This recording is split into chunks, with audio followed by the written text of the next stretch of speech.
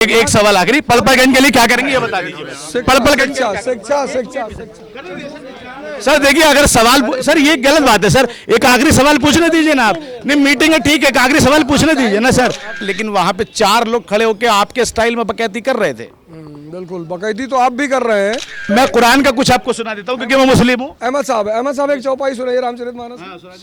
सुनाता हूँ सर। एक मिनट समय दीजिए। सर आपने बोले अगर आपने सर एमबीबीएस किया है, जरूरी है कि मैं भी एमबीबीएस करूं? मैं भी तो किसी और क्षेत्र में जा सकता हूं। भैया चंबल की डकैती और अवध ओझा की बकैती बड़ी फेमस है और ना तो ये रुकती है और ओझा साहब कह रहे ना रुकेगी।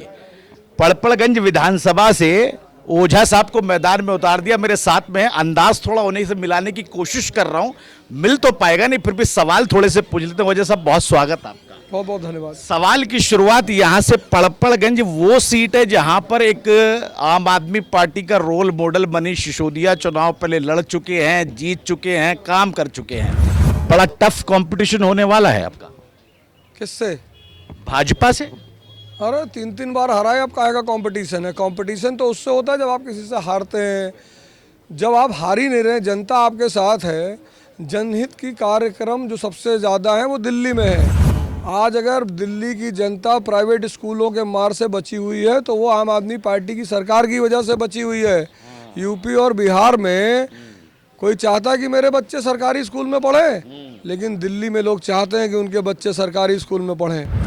तो जहां जनता अपने बच्चों के भविष्य के लिए पार्टी के साथ खड़ी है, वहां कहाँ कौन सा कंपटीशन है? बड़ी बड़ी होर्डिंग्स लगी हैं कि भैया दिल्ली अंधकार में है, बड़े बड़े जो है वादे करके काम नहीं किए, केजरीवाल साहब पे, सिसोदिया साहब पे, सब पे शराब नीति को लेकर जेल में भेजे गए, इल्जाम लगाए गए, भ्रष्टाचार, बहुत सारी चीजें हैं सर। आप ही के यहाँ पे विधानसभा में जहाँ से आप चुनाव लड़ रहे हैं, एक गड्ढा सड़क पे दिखा हो सकता है, लेकिन वहां पे 4 लोग खड़े होकर आपके स्टाइल में बकैती कर रहे थे।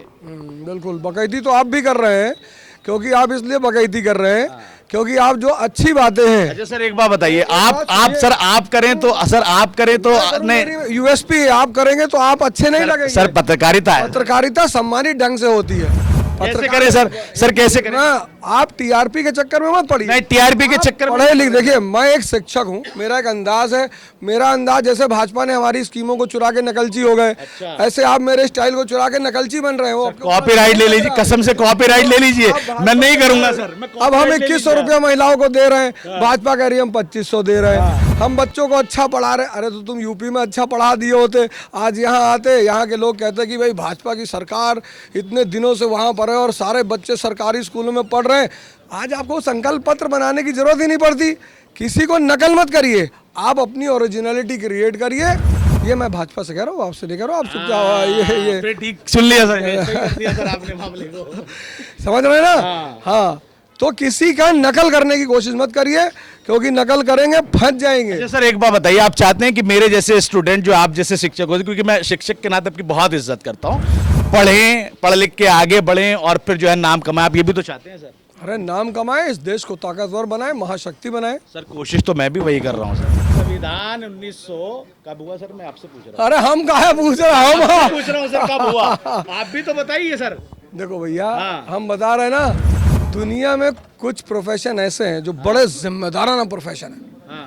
उसमें से एक प्रोफेशन है जर्नलिज्म, बहुत प्यारा, जैसे शिक्षक, डॉक्टर, जर्नलिस्ट। पहला इलेक्शन हुआ 1951 में और संविधान हमारा 49 में तैयार हो गया था, लेकिन हमने 26 जनवरी 1950 को गणतंत्र दिवस के रूप में संविधान की पूर्ति का संकल्प लिया। तो जब पहला हमारा संसद बनी तो उसके ज़्यादातर सदस्यों को ना तो पैसे की तलाश थी और ना पहचान की तलाश थी। कितना विकास किया उन्होंने देश का।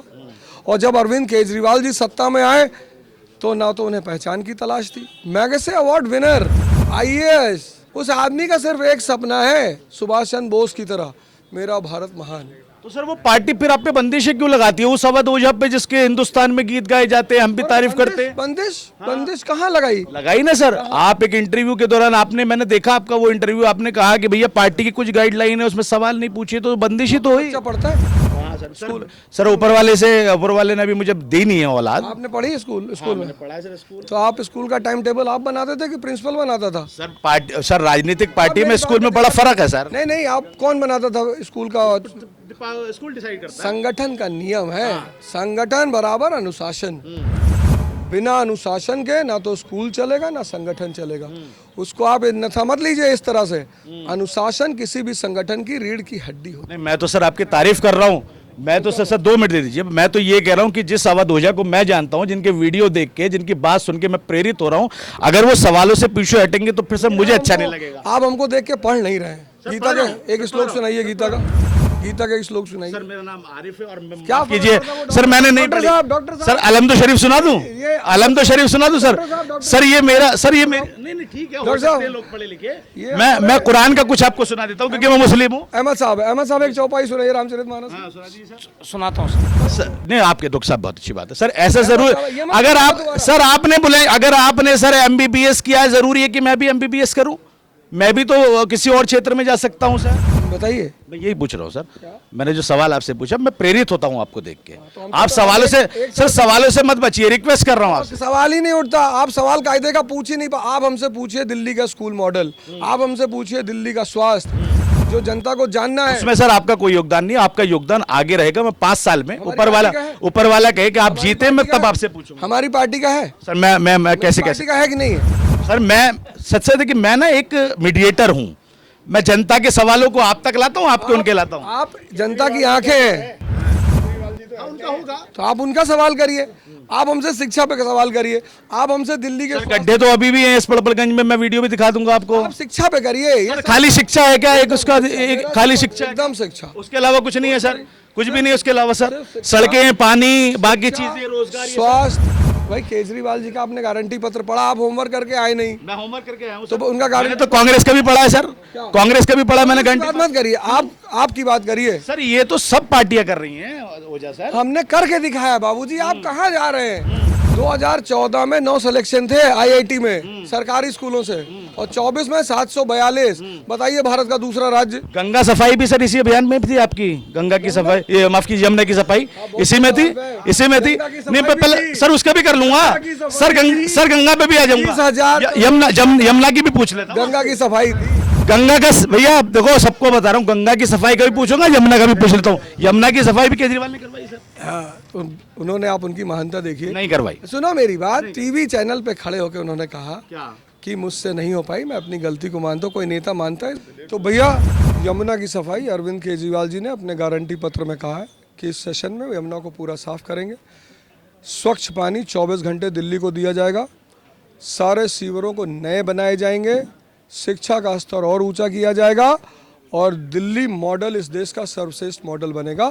अरे भाई बहुत सर, बस एक सवाल आखिरी, पड़पड़गंज के लिए क्या करेंगे ये बता दीजिए। पड़पड़गंज शिक्षा सर देखिए, अगर सवाल सर ये गलत बात है सर। एक आखिरी सवाल पूछने दीजिए ना आप। नहीं, मीटिंग है ठीक है, एक आखिरी सवाल पूछने दीजिए ना सर।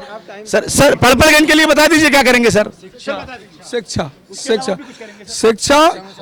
और शिक्षा। सर मेरी तरफ से बहुत बहुत बधाई सर, आपको शुभकामनाएं सर, बहुत शुभकामनाएं सर। अवध ओझा साहब पे खैर बकैती तो बहुत हुई है, बाकी देखेंगे क्या कुछ हुआ है क्या कुछ नहीं हुआ है। सवाल सही पूछो तो फिर तवाई, और न पूछो तो तवाई। इनके खिलाफ पूछ लो तो भाजपा के, और भाजपा के खिलाफ पूछ लो तो आम आदमी पार्टी के हम तरफ से जो है पत्रकारिता कर रहे हैं। बहरहाल हम पे तो खैर सवाल उठते ही रहते हैं। मैं तो बड़ा पॉजिटिव इंटरव्यू करने आया था, अवध ओझा साहब ने खुद ही अपनी चीज़ों को कर दिया। देखते हैं कि इसका क्या निष्कर्ष निकलता है। ना नोएडा के लिए पड़पड़गंज से अफे हिंदुस्तानी।